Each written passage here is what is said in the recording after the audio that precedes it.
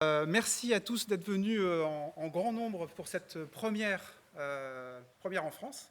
C'est un premier événement sur le vaste champ des Serious Games et des Wargames. Alors, on tenait vraiment à faire cette première à l'école militaire et on reviendra là-dessus, mais c'est une grande chance de pouvoir le faire ici.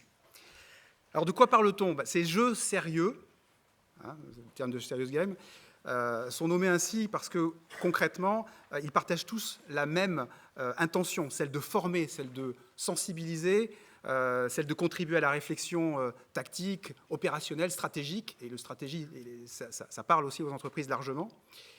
À notre sens, les Serious Games font partie d'au moins deux industries. Une qui brasse en général beaucoup d'argent, celle des jeux vidéo, et celle qui en brasse beaucoup moins, celle des jeux de plateau. Alors, vous connaissez généralement les jeux vidéo, ils utilisent assez largement des technologies de réalité augmentée, de réalité virtuelle, notamment pour la formation. Pour cette première édition de ce forum, nous avons souhaité faire un focus sur les jeux dits manuels, un peu par opposition ou par complément avec les jeux numériques. Mais vous verrez que durant la journée, on passera aisément de l'un à l'autre, tout simplement en fonction du besoin pédagogique que l'on attend derrière ces jeux. Et puis la frontière entre ces deux mondes est quand même assez fine. Alors, dans cette grande famille des jeux et des Serious Games, on trouve historiquement les premiers, les Wargames. Alors, Wargames, okay, vous avez entendu les deux termes dans le mot, ils modélisent des conflits. Ces conflits sont bien avant tout des conflits militaires, mais ils modélisent aussi des conflits politiques, des conflits économiques, et c'est pour cela que nous avons dédié une plénière, une des tables rondes, au business wargaming, c'est-à-dire en fait à l'application de ces jeux dans le cadre plus particulier du monde de l'entreprise ou des autres mondes que le monde militaire.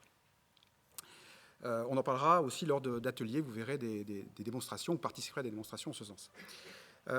Tous ces jeux, à notre sens, relèvent à la fois de la science et à la fois de l'art. Alors des sciences parce qu'ils se basent, ils sont fondés sur des modèles de données, sur des modèles mathématiques, sur des modèles aussi de psychologie de groupe.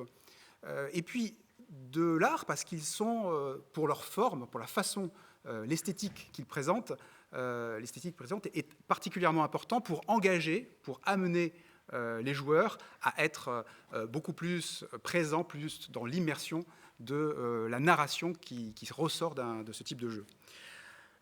Concrètement, ces jeux participent et permettent en tout cas de travailler et de répondre à différents problèmes. Et c'est pour ça que vous les trouverez de façon réalisée très, très variée. En tout cas, ils permettent à des décideurs, quels qu'ils soient, d'explorer des potentiels futurs, des opportunités, des menaces, bien sûr, mais à mieux comprendre comment des acteurs d'une crise interagissent, à mieux comprendre finalement le rôle de l'autre dans une situation parfois de stress ou parfois de pause, parce qu'on a le temps de réfléchir. Et c'est un apprentissage en quelque sorte qui est toujours actif. Les jeux permettent de faire cet apprentissage actif.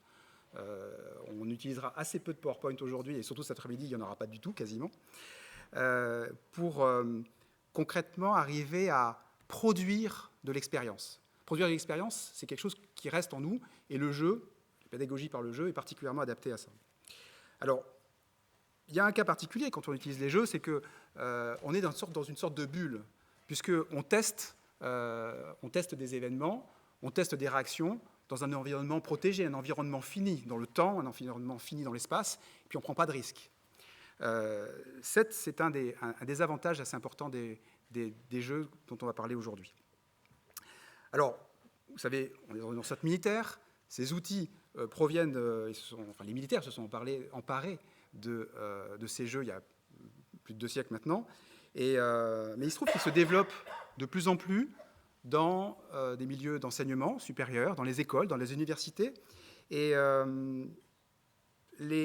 finalement, les jeunes qui sont présents aujourd'hui, et il y en a un bon nombre, et qui sont dans nos administrations, dans nos armées, dans nos entreprises, ils ont déjà cette habitude, cette utilisation du jeu comme outil d'apprentissage. Ça permet de mieux comprendre, finalement, d'amener une façon de s'intéresser à des problématiques de façon beaucoup plus simple. Et en ce sens, finalement, les jeux, et les jeux manuels en particulier, permettent une certaine agilité. Alors l'agilité, c'est un peu tarte à la crème, vous l'entendez et vous le lisez dans tous les papiers depuis quelques années. L'agilité, c'est finalement quoi? C'est essayer de se préparer au mieux pour faire face à des situations qui sont inédites. On parle de scénarios de type Black Swan, de type Cygne Noir, et effectivement, vous verrez par exemple cet après-midi un des jeux qui pourrait traiter très bien d'une problématique très récente de ce week-end. Vous pourrez en fait en fin de journée vous faire votre propre idée. On a souhaité bâtir cette journée de façon à ce qu'elle soit finalement assez peu académique, au sens où on ne va pas vous abreuver d'éléments très théoriques.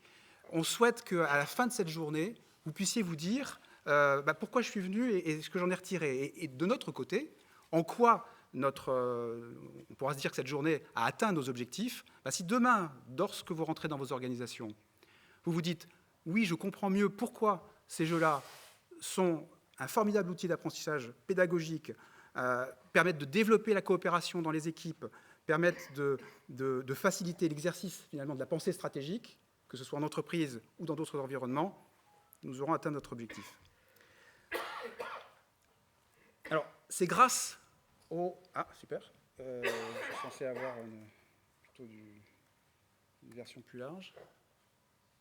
C'est peut-être pas dans le même plateau. Je vous laisse le faire. En tout cas, c'est grâce au soutien et partenaires que vous allez voir en plus gros dans quelques instants, que l'on a pu fabriquer cette journée. C'est important parce que c'est une idée qui nous est venue déjà il y a presque un an, et il a fallu travailler, il a fallu convaincre aussi, pour arriver à monter cet événement. Et c'est grâce aux intervenants français, internationaux, qui sont présents aujourd'hui, qu'on vous a concocté ce programme et qui, j'espère, va taper dans le mille sur vos attentes. Et puis, c'est grâce aussi aux bénévoles qui se sont levés tôt ce matin pour vous accompagner, que vous avez déjà pu rencontrer et que vous rencontrez toute la journée. Alors, on va voir si le reste défile, parce que j'aurais bien aimé vous montrer la structure des participants. En tout cas, vous êtes nombreux aujourd'hui. Il y a encore des personnes qui vont arriver dans la journée. Certains seront là que cet après-midi. En tout cas, ça sera complété. Merci, mon colonel. Oui, donc apparemment, ce n'est pas envoyé. Enfin bon, ça va venir. Vous venez d'horizons très différents. Alors, ça y est, fantastique. Bon, on va s'arrêter quand même un tout petit peu sur nos soutiens. L'IHEDN, la Sorbonne, l'IRSEM, l'Institut de recherche stratégique et communautaire, le CSFRS et Paris School of Business, et puis tous nos partenaires qui ont apporté leur savoir-faire, leurs ressources. Vous verrez toutes ces personnes dans la journée. Alors, vous êtes une structure, enfin du moins en termes de typologie, vous êtes assez variés, et c'est exactement ce que nous souhaitions. C'est avoir ce mix de populations assez variées, parce que le croisement des cultures est très important en matière de conception de jeu et puis de partage d'expériences. Je discutais hier avec le major Tom Mawat et qui me disait qu'effectivement à Connection UK, qui est un équivalent, on va y venir au King's College, la structure est finalement assez proche de celle-ci, et c'est donc un objectif qu'on est heureux déjà d'avoir atteint. Puis il y a des étudiants, il y a des enseignants-chercheurs qui sont présents, qui sont nombreux dans cet amphi. Il y a ceux de Panthéon-Sorbonne, il y a ceux de Paris School of Business. Et il y a un hackathon. Un hackathon, alors le mot aussi, c'est un peu un buzzword, mais ce hackathon que l'on a monté avec la Croix-Rouge, avec les étudiants de Sciences Po, et encadré par un enseignant-chercheur de l'école spéciale militaire de Saint-Cyr, c'est un bon exemple justement de croisement de culture qui permet précisément d'aboutir à des résultats intéressants en termes de jeu.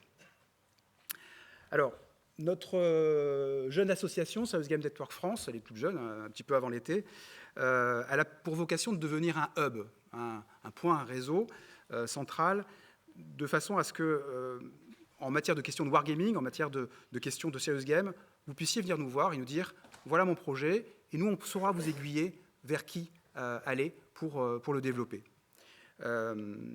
on souhaite être un réseau en contact, enfin je dirais même au contact compte tenu de la situation ici, mais notamment avec nos voisins britanniques et américains qui ont lancé le mouvement il y a déjà plusieurs années avec ces conférences qui mixent civils, militaires, chercheurs pour travailler ces sujets.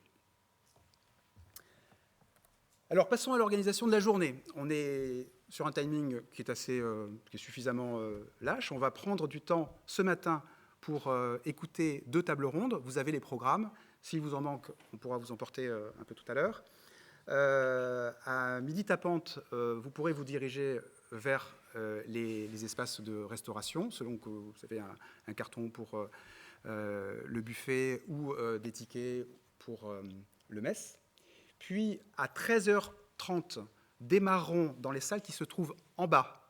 Il y a une salle aussi au premier étage, mais essentiellement dans les salles qui sont en bas. Vous pourrez commencer à rentrer dans vos ateliers. Les ateliers, on va afficher dans la matinée les noms des personnes qui se sont inscrites au fur et à mesure. Tout le monde n'a pas pu s'inscrire, ça a été pris d'assaut assez vite, mais vous pourrez, selon le taux de remplissage des salles, en tout cas vous promener, puis peut-être même vous inscrire au dernier moment. Durant la journée, il va y avoir ce hackathon qui va se terminer à 17h15. Alors, le hackathon, je l'ai ici. Ce hackathon, donc c'est les élèves de Sciences Po avec la Croix-Rouge qui vont travailler, qui présenteront leurs travaux à 17h15, et puis on prendra aussi du temps pour faire des questions-réponses. Alors, questions-réponses, vous allez avoir des boîtes qui sont posées dans l'entrée, et durant la journée, vous posez vos questions au fur et à mesure que ça vous vient. On fera une plénière de fin qui traitera avec les différents intervenants de ces questions. Donc c'est ce que je viens de dire. Sans plus attendre, nous allons démarrer les séquences de plénière et j'accueille Mériadec Raffray, journaliste, qui va nous aider sur cette séquence. Merci à tous.